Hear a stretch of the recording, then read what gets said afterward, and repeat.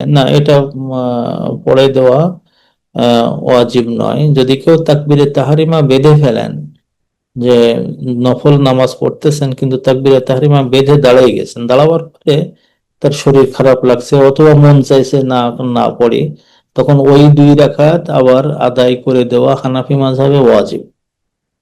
আর অন্যান্য মাযহাবে না, ওয়াজিব না, এটা সুন্নাত বা মুস্তাহাব। আর হানাফি মাযহাবে ওয়াজিব কারণ কি? কারণ হলো যে আমলকে ধ্বংস করা যাবে না।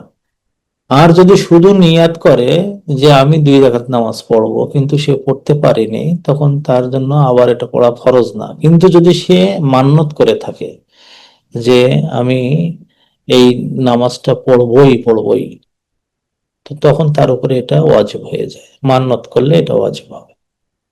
জি।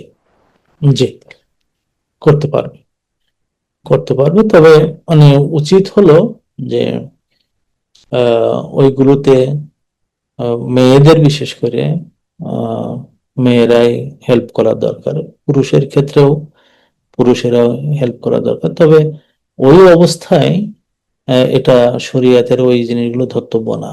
এমনকি নার্সরাও করতে পারবে, শুধু ছেলে মেয়ে না, নার্সরাও ওরা করতে পারবে, এটা জায়েজ আছে। অথবা যে কোনো সার্ভিস হোল্ডার।